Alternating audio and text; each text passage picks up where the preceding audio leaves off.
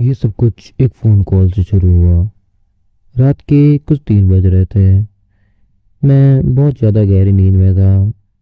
तभी मेरे को अपने फ़ोन बजने की आवाज़ आई।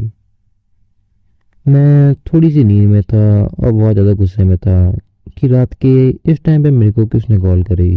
मैंने आधे दिन में अपना फ़ोन उठाया और बिना नंबर देखे ही फ़ोन को पिकअप कर लिया। बहुत देर तक हेलो हेलो करने के बाद भी आगे से कोई आवाज़ नहीं आ रही थी। मैं फ़ोन रखने ही वाला था कि तभी मेरे को आगे से आवाज़ आई, मैं अंदर हूँ। मेरे को ये आवाज़ शायद फ़ोन से नहीं आई थी, क्योंकि ये इतनी ज़्यादा क्लियर थी, मानो किसी ने मेरे कान के पास आके कहा हो। मैं एक झटके से उठ खड़ा हुआ और सबसे पहले उस कॉल को काटी। मैं अपने आसपास देख रहा था, बट मेरे को कुछ भी अजीब नहीं दिखाई दिया। मेरे कमरे का गेट बंद था और मेरे कमरे में जो भी रोशनी थी वो मेरे घर के बाहर एक स्ट्रीट लैंप से आ रही थी। लेकिन भले ही मेरे को वहाँ कोई दिखाई नहीं दे रहा हो, बट मेरे को ऐसा लग रहा था कि मेरे को कोई देख रहा है। ये फीलिंग बहुत ज़्यादा हल्की थी, बट स्टिल आई फेल्ट कि कोई मेरे को देख रहा है कहीं से। तो मैं जल्दी से उठा और अपने कमरे में इधर उधर कोई ऐसी चीज़ को ढूंढने लगा जिसको मैं एक हथियार की तरह यूज़ कर सकूं। मुझको अपने कमरे के एक कोने में मेरा बेसबॉल बैट दिखाई दिया। मैंने उसको उठाया और अपने कमरे का गेट खोला।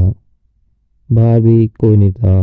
मैं सीढ़ियों से धीरे धीरे लिविंग रूम की तरफ जाने लगा। मेरे पूरे घर में एकदम अंधेरा था और जो भी रोशनी थी वो बाहर उस स्ट्रीट लैंप से ही आ रही थी। डरा हुआ होने की वजह से मेरे को हर एक आवाज़ एम्पलीफाइड सुनाई दे रही थी, मेरे कदमों से लेकर फ्रिज की हमिंग तक।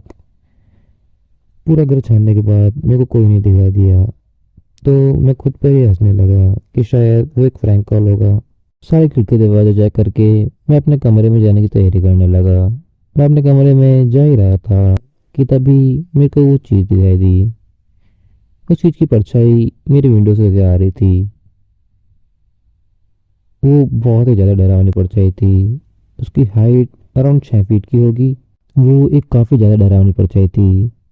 वो बहुत ज़्यादा लंबी थी और उसके हाथ और पैर बहुत ज़्यादा पतले और बहुत ज़्यादा लंबे थे। उसका सर बहुत अजीब सी तरह से मुड़ा हुआ दिखाई दे रहा था, बट वो सिर्फ परछाई थी तो मैं कुछ भी क्लियरली नहीं कह सकता। वो चीज़ अचानक से मूव करने लगी और वो जो भी चीज़ करती मैं उसका असर रियलिटी में देख पा रहा था। मैं बहुत ज़्यादा डर चुका था।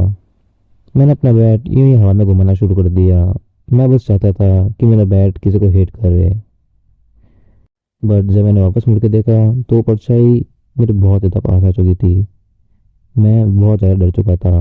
मैं बहुत तेज भागा और अपने कमरे में जाकर अपना गेट बंद कर लिया। मैंने अपने कमरे का गेट एकदम अच्छे से बंद करा और कान लगा के सुनने लगा कि कहीं वो चीज़ मेरे पीछे तो नहीं आ रही। तभी मेरे को आवाज़ आई कि मैं अंदर हूँ। इस बार मैं क्लियरली सुन सकता था कि मेरे फ़ोन से नहीं, जस्ट गेट के बाहर से आ रही है। ये सब सुनकर मैं बहुत ज़्यादा डर गया और भाग के अपने बेड के पीछे जाके छुप गया। मैं बस चाहता था कि वो चीज़ मेरे घर से बाहर चली जाए, लेकिन वो चीज़ कंटिन्यूसली मेरे कमरे का गेट खोलने की कोशिश कर रही थी। करीब आधा घंटा उसने मेरे कमरे का गेट खोलने की कोशिश करी, लेकिन कोई कामयाबी न मिलने के बाद उसने मेरे से एक बात कही कि तुम अब कुछ नहीं कर सकते, मैं ऑलरेडी तुम्हारे घर के अंदर आ चुका हूँ। ये सब कह के मैंने उस चीज़ को जाते हुए सुना। उसके जाने की आवाज़ सुनने के बाद भी बहुत देर तक मैं अपनी जगह पे ही बैठा रहा, चेक करने के लिए कि क्या वो सच में चला गया है। मैं अपने खिड़की से अपने घर के मेन डोर को देखने लगा। मेरे को वो जाते हुए तो नहीं दिखा, लेकिन दूर एक अंधेरे कोने में मेरे को 2 आंखें दिखाई दी जो कि मेरे को ही देख रही थी। मैं उन आंखों के अलावा और कुछ भी नहीं देख पा रहा था। मैं अपनी जगह पे जम चुका था। मैं इतना ज़्यादा डर चुका था कि मैं हिलने की सोच भी नहीं सकता था। अचानक से मैंने देखा कि उन आंखों के नीचे एक मुंह भी है और मुझको देख के वो स्माइल कर रहा है। वो स्माइल नहीं लग रही थी। उसको देख के ऐसा लग रहा था कि वो मेरे हालत पे हंस रहा हो।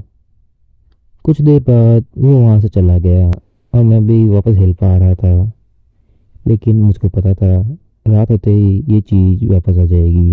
मैंने ये डिसाइड करा कि मैं इस रात अपने घर नहीं रुकूंगा।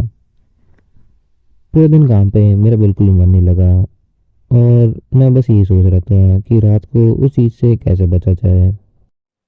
मैंने अपने घर से बहुत दूर एक होटल बुक करा और रात वही गुजारने की सोची। मैं अपने को बेड पर था।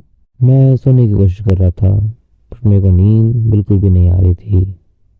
रात के कुछ 3 बजे मेरे को एक और कॉल आई और मैं इस कॉल को उठाने की सोच भी नहीं सकता था।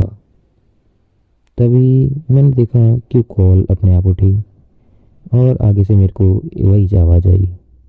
उसने मेरे को कहा कि मैं अंदर हूँ और ये कहते ही वो कॉल कट हो गई। मेरे को अपने होटल के कॉरिडोर में किसी के चलने की आवाज़ आने लगी।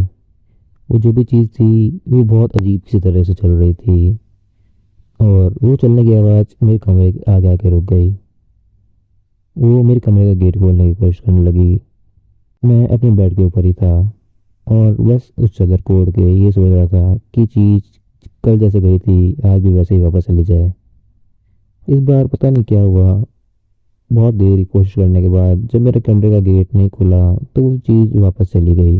अब ये चीज़ मेरे साथ 2 बार हो चुकी थी और मेरे को एक बहुत अजीब पैटर्न दिखाई दिया कि अगर कमरे का गेट नहीं खुलता तो वो चीज़ शायद वापस चली जाती है।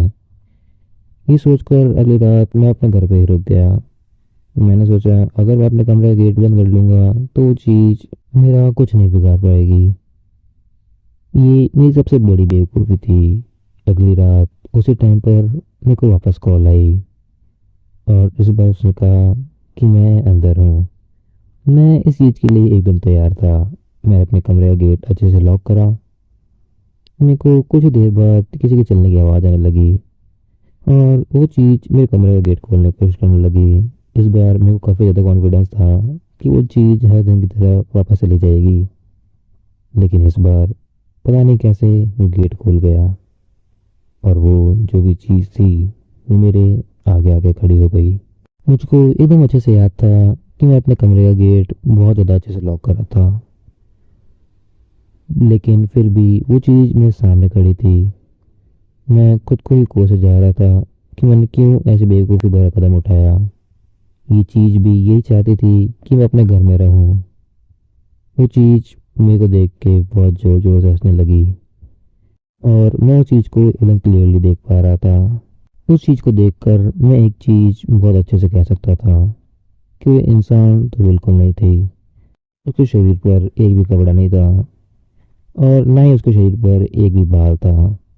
उसकी चमड़ी बहुत ज़्यादा अजीब सी और हरे कलर की थी। उसके हाथ बहुत ज़्यादा लंबे थे और पैर उससे भी ज़्यादा लंबे। उसका शरीर बहुत ज़्यादा छोटा सा था और उसका सर उसके शरीर से बिल्कुल भी मैच नहीं कर रहा था। मैं बहुत ज़्यादा कंफ्यूज था कि आखिर ये चीज़ मुझसे चाहती क्या है। उस दिन के बाद से हर रात वो चीज़ मेरे घर में आती और मेरे को डराने की कोशिश करती। मैं एक चीज़ क्लियरली देख पा रहा था कि जब भी वो मेरे घर में आती है वो बहुत ज़्यादा खुश होती है। शायद उसको मेरे को डराने में इतना ज़्यादा मज़ा आता है।